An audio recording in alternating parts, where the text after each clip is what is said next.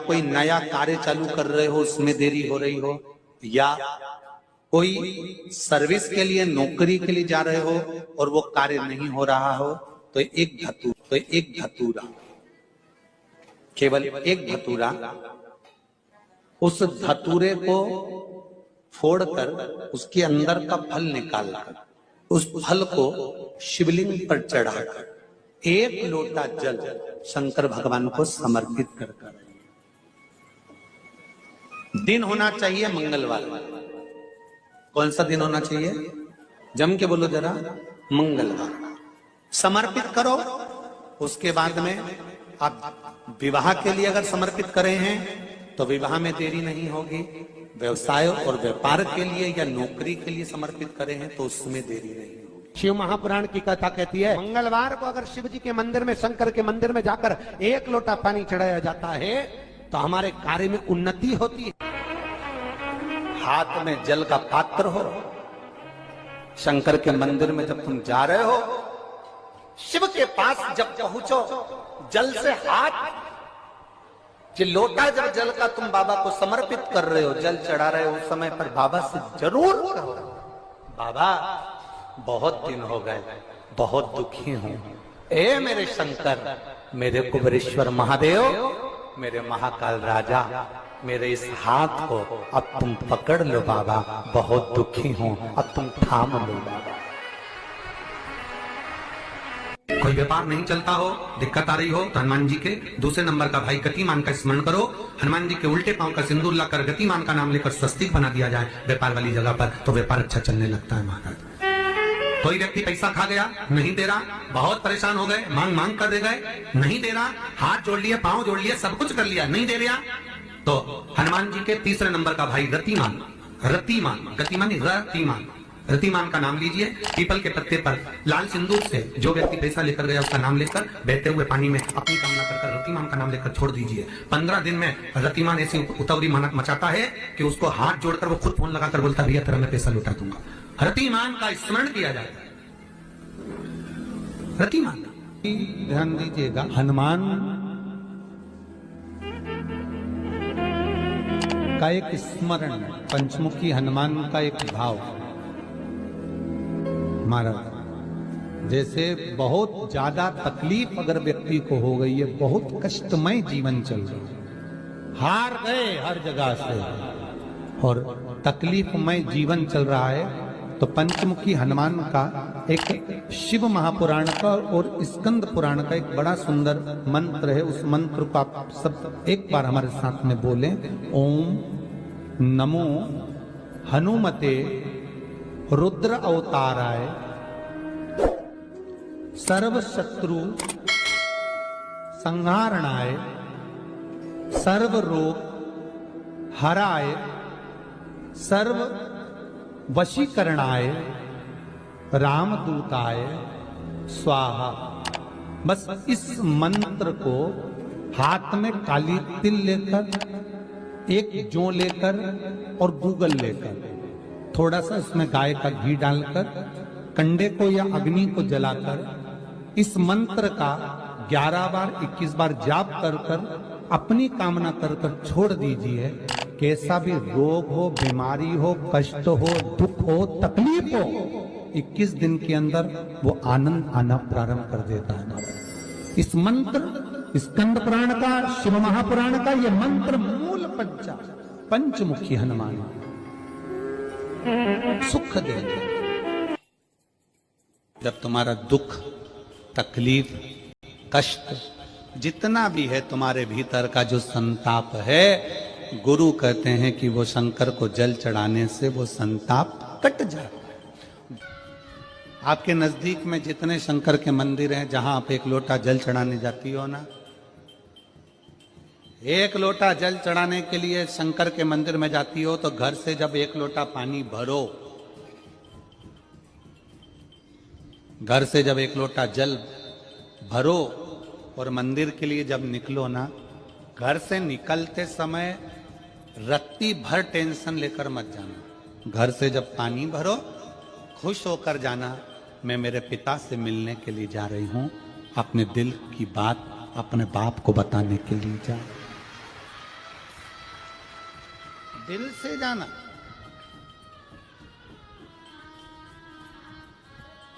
दिल, मैं अपने पिता से मिलने जा रही हूं।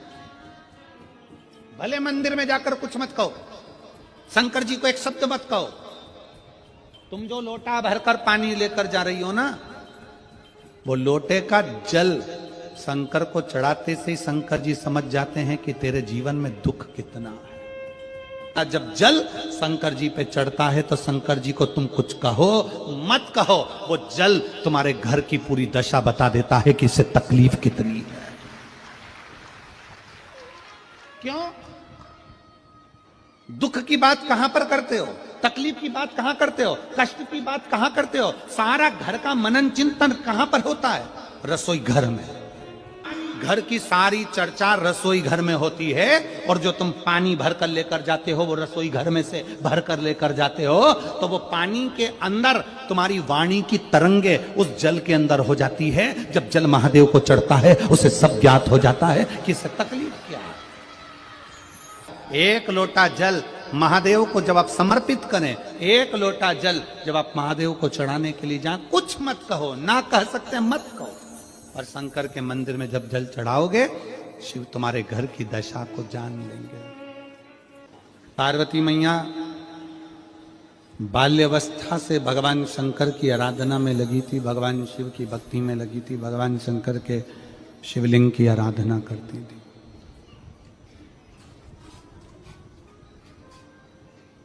शिवलिंग आराधना का पुण्य पार्वती माता को मिला, शिव पार्वती जी को प्राप्त हो।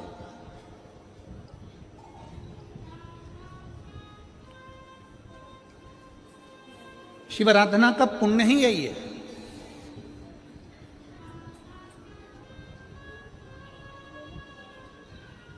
देवता में, देव में और महादेव में एक बहुत बड़ा अंतर है। देव और महादेव में बहुत बड़ा अंतर है। देव दर्शन देते हैं। देव क्या करते हैं? जम के बोलो जरा। दर्शन देते हैं। देव दर्शन देते हैं। महादेव आपको दर्शन के लायक बना देते हैं। दोनों में अंतर। देव और महादेव में अंतर है। देव दर्शन देते हैं और महादेव अपने भक्त को दर्शन के लायक बना देता है। आपको भगवान ऐसी जगह पर बिठाएंगे, ऐसी इतना उच्च ले जाकर बिठा देंगे, जो शंकर जी को एक लोटा जल चढ़ाता है, शिव जी की आराधना करता है, श्री शिवाय नमस्तुभ्यम बोलता है, उसको भगवान शंकर धीरे धीरे धीरे धीरे सीढ़ी से चढ़ाते चढ़ाते इतने ऊपर ले जाकर बिठा देते हैं कि लोग उसको देखना चाहते हैं, दर्शन करना चाहते, उसको देखना चाहते। पार्वती जी प्रवेश कर, माता पार्वती जी आज बैठी। पहली बार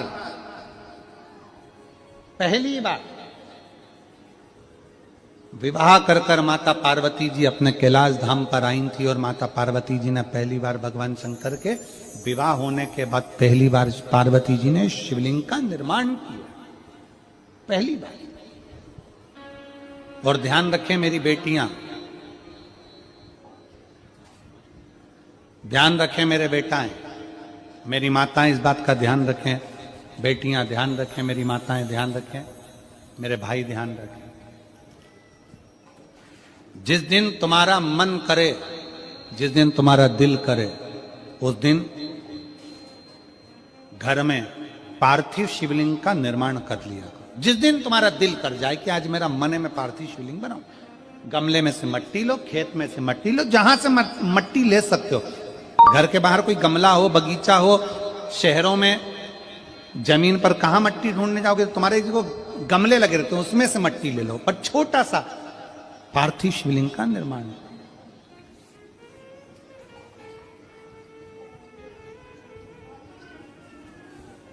समझ लेना जरा, तुमने पार्थिव शिवलिंग बनाया, जलाधारी बनाई,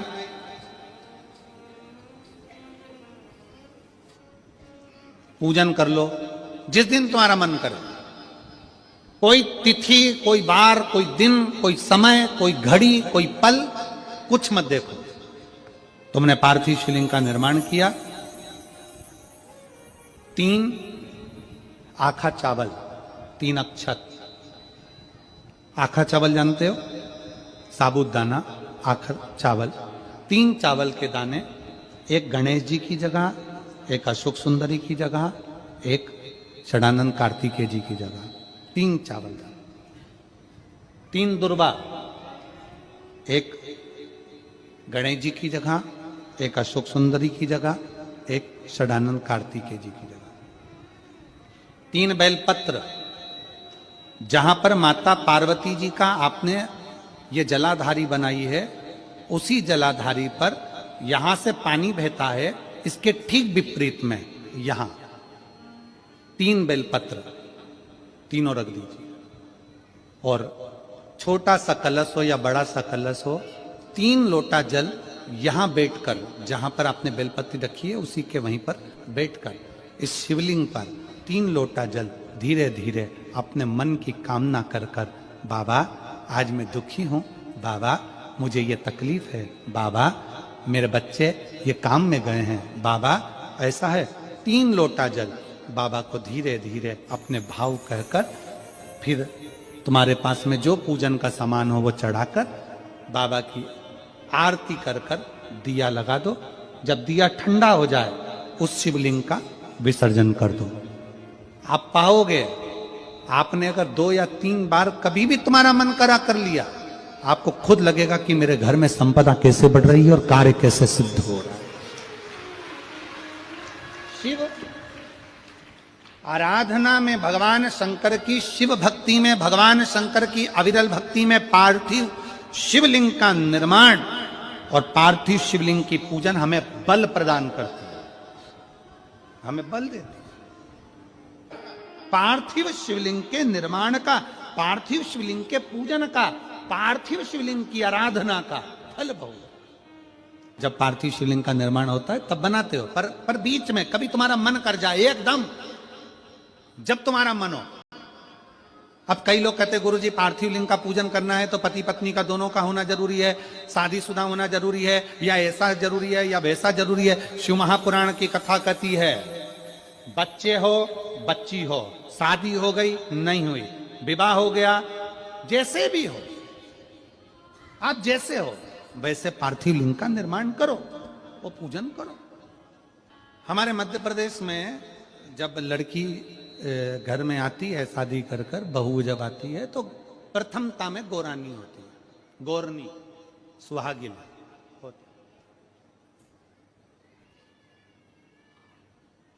गोरनी होती है, सुहागिले होती है। किस लिए होती है?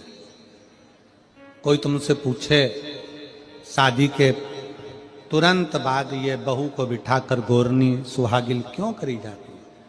शिव महापुराण की कथा कहती है, शंकर भगवान के शिवलिंग को बनाकर माता पार्वती जी ने पूजन कर कर शिवलिंग में से ही सिंदूर लेकर अपनी मांगों में भरा है।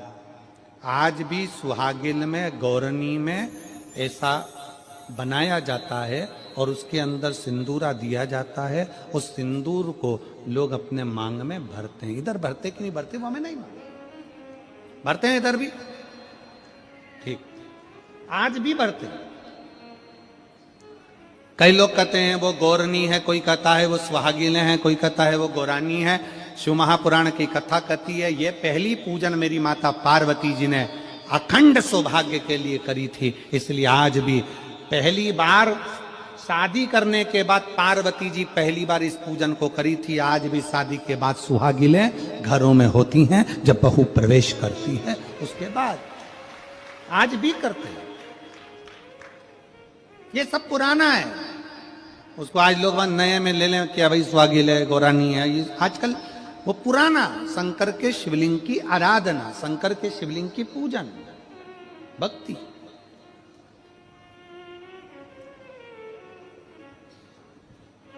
तो शिव महापुराण की कथा कर रही है, भगवान शंकर का चरित्र कर रहा है। पार्वती जी ने शंकर के शिवलिंग का निर्माण किया। अब निर्माण करते करते जब पार्थिव लिंग का निर्माण किया जाता है, पार्थिव शिवलिंग को जब बनाया जाता है तो पार्थिव शिवलिंग का एक नियम है, आप उसका स्मरण जरूर करें। जैसे ये थाली है, मान लो ये थाली है, आपने मिट्टी का शिवलिंग बनाया, पार्थिव शिवलिंग बनाया। कई माताओं की आदत रहती है थाली की किनार से हाथ को पोंछकर उसको भी लेकर शिवलिंग में लगा दे। कई मेरी जीजियों की, कई मेरे जीजाओं की, कई मेरी माताओं की, कई मेरे बेटियों की, कई मेरे बेटाओं की आदत रहती है। समझ में तो आ रहा है ना कि थाली बुलवाऊं? लाओ तो थाली लाओ जरा पूजा की।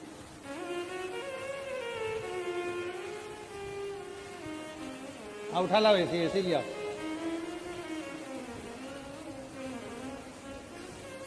अब कई मेरी जीजियों की आदत क्या होती है, पार्थिव शिवलिंग का निर्माण करेगी, मिट्टी इसमें भर लेगी, सब कुछ कर लेगी। आप मिट्टी इसमें मिलाओ, मिट्टी मिलाने के बाद में आप उसका पार्थिव लिंग का निर्माण भी कर लो, मना नहीं है। पर निर्माण करने के बाद में जब पार्थिव शिवलिंग का निर्माण कर लो, उस समय पर हाथ को इस तरह से पोंछ कर फिर शिवलिंग में उस माटी को लगाना, यह श्रेष्ठता नहीं है।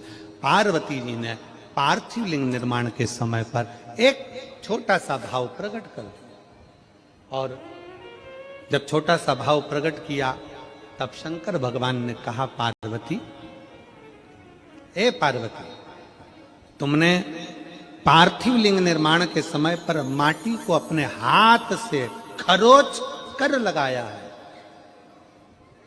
तो तुम्हें भी संतान की जो प्राप्ति होगी वो शरीर के उपटन से ही होगी, संतान की प्राप्ति।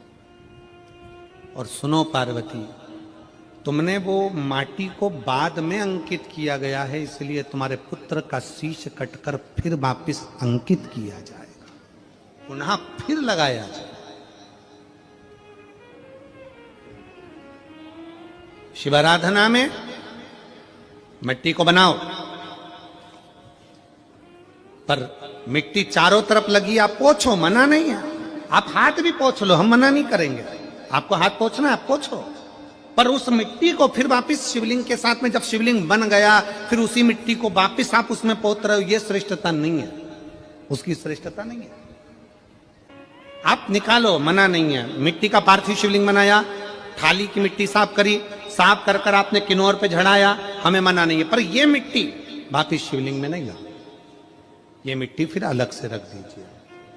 उस मिट्टी का भले फिर आप नंदी बना लो, उस मिट्टी का आप दूसरा कोई सखी बनाना है, नंदी बनाना है, कुछ बनाना हो, सांप बनाना हो, सब कुछ बनाओ, हमें मना नहीं। पर शिवलिंग की जो आकृति है उसमें फिर ये मिट्टी का प्रयोग। शिवाय नमस्तुभ्यं। गुरु जी के पार्थिव है को सब्सक्राइब करें, लाइक करें। क्यों एक बार बोला, शिव महापुराण में आपने सुना होगा, हमने कहा कि गमले में भी पार्थिव शिवलिंग का निर्माण कर सकते हो। गमले में कैसे? गमला भरा पड़ा हुआ है, वहीं पर तुमने पार्थिव शिवलिंग को उठाया, निर्माण करा। अब वहां पर तुमने हाथ तो नहीं पोंछा, क्योंकि गमले में ही तुम पार्थिव लिंग का निर्माण कर, जाके हाथ धोया, बाबा की पूजन कर, शिव स्मरण कर ले। पार्थिव पूजन का एक आनंद